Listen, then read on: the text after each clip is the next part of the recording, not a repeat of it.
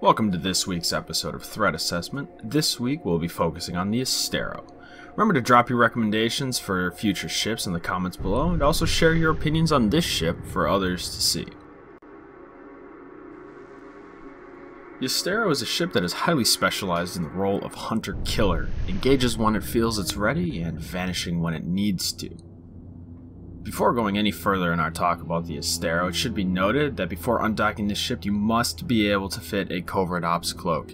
Not being able to do this negates almost all of its usefulness as a ship. And since this is the most likely the first ship you'll be able to fly that can also fit a Covert Ops cloak, you should start off right. Also, this ship tends to be an ISK trap for newer players, and what I mean by that is a lot of newer players look at it as like the ship to have, and that should be approached with some caution.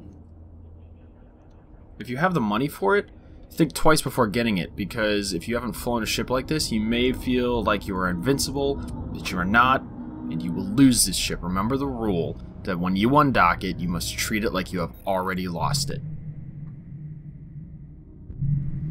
But seeing as you're here not to hear somebody tell you that you shouldn't be flying something and you actually want to learn about the ship, let's get into it. First, let's talk about the skills per level. Since this is a pirate faction ship, you'll be getting an extra set of bonuses for its racial requirements.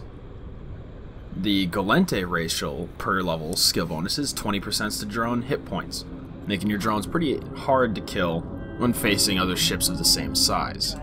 The Amarr skill bonuses per level are 4% to your armor resists, making it especially tanky when doing buffer, and your reps count a lot more when doing active repping tank. Now on to the roll bonus. For this, you get a 100% reduction into the cloak CPU requirements, leaving you extra flexible for fitting strange or more costly mods. You get a 37.5% bonus to your probing strength, both normal and combat probes, and a 10-point bonus, to your virus strength when you're using hacking modules. Also, your cloaking delay has been reduced to a base of 15 seconds, meaning you can lock things faster after being decloaked. Now let's talk about the fighting style of the Astero. Typically, you're going to cloak, sneak up on something, uncloak, and grab it in an ambush. It's not going to be really much of a fair fight, you're just going to jump on top of them and kill them. Also, I've seen this ship used as an early tackle ship for bigger ships, such as, personal example, I lost a rattlesnake because an Astero snuck up on me, uncloaked, and grabbed me for his friends to come and get me. But now let's move on to the main section of this episode, and that is the threat assessment. First, we're going to look at tank. I label this as a moderate tank, simply because you can get a decent buffer with the skill level bonus with those resists, but you can also get a decent dual rep active fit, which is my favorite. Use a small either Tech 2 or Dead Space repper and then an ancillary repper. That'll allow you to tank quite good, but also since it's a frigate, it's got a low sig radius, which means it's already hard to hit when you're taking on bigger targets.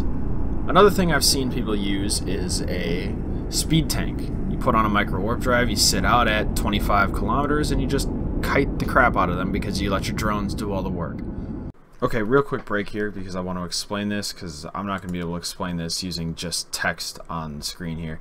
So my fit here, I have an ancillary and a Tech 2 normal repper just to make things easier, and dual scram to catch explorers with warp core stabs.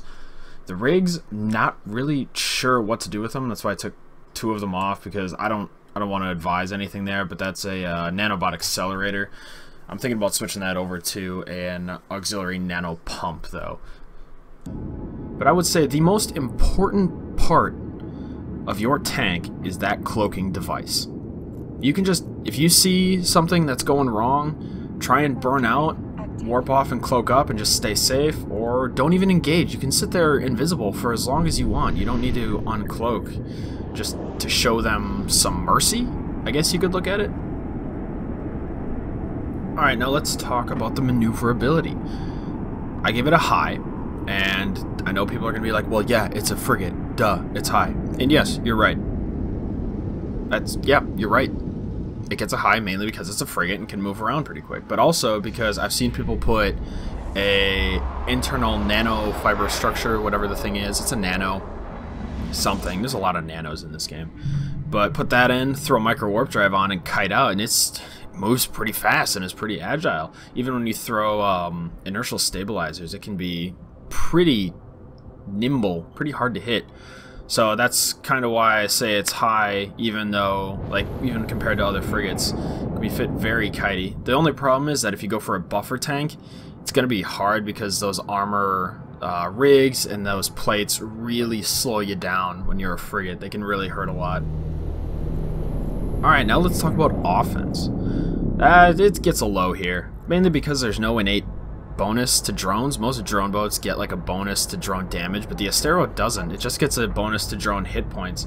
So that really hurts it as far as attacking goes, and you only have 2 highs, which is typically for a probe launcher and a cloak. So you can't really newt anything out unless you want to drop that probe launcher for a newt, but then you're not really going to be able to hunt your main prey, which we'll get into that later.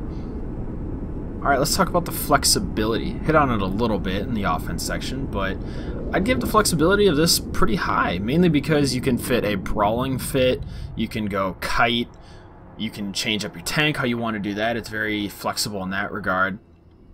But also because of its role, you can provide early tackle, you can simply do scanning or reconnaissance, you can go a hacking fit, and again, the tank, you can do buffer or active, which is pretty cool on a ship. It also has a lot of mid slots for you to be able to fit all this stuff, which can be super helpful for fitting a fun offense, off-meta fit. Let's go into the overall now.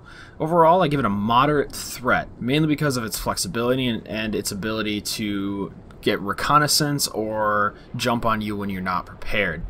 I would put a little caveat here in that if you're in K-space, I wouldn't worry as much about seeing an Astero, mainly because you have local, you usually have intel if you're in a bigger group. But if you're in wormhole space and you see an Astero on D-Scan, maybe pay a little bit more attention, or maybe reel it in and go and check what's going on in your wormhole chain before doing anything. Because like I said, maybe I'm just a little paranoid, but when I lost that rattlesnake, man, I gave Asteros a new respect. I did not think it would be able to tank me for that long. But it was probably specialized fit, which, hey, flexibility. Bait probability is the next category. I give it a meh. I mean, I've seen people use Asteros as bait, but it's usually only to catch other small targets. It doesn't really work very well as like baiting huge groups of people. It can. I obviously can't account for every single scenario, so I'm just gonna have to go on what I've personally experienced. So it's a meh. I doubt it's bait, but it might be, so be wary. It's not like super low, but take it with a grain of salt, I guess. Let me know what you've seen with this as far as bait goes in the comments below. I'd love to hear what you think. Alright, now what should you engage if you're in an Astero? Well, first off, your bread and butter is going to be killing other scanners, and oftentimes other Asteros is going to be what you're going to be able to kill. The problem here is that the Astero, as far as I'm aware, is the least combat capable of the pirate faction frigates. It's not really specially designed for offense, which is kind of the Sisters' MO. They're not super designed for combat. They're more designed for logistics, information, and helping people out.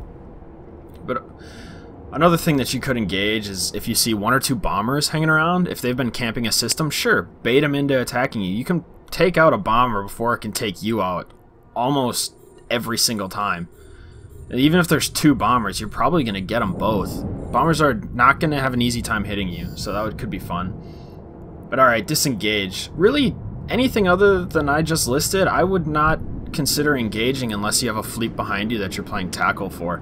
The Astero, while yes, it can have a good tank, isn't a brick like some of the other bigger ships that can fit those 800 or 1600 plates on them. It can only fit, like, I think a 200, maybe if you really mess with it, a 400 plate.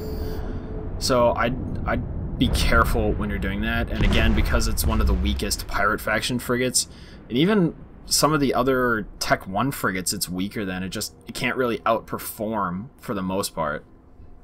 And again, that's in my experience. You might have a fun fit or something different that can do it. But of course, guys, please leave your comments below and what you think of this ship. That's important. This is to start a discussion. This is not just me telling you what I have experienced. It is also what you guys have experienced so that newer players have a better resource to look at for specific ships. And of course, suggestions for other ships is always welcome.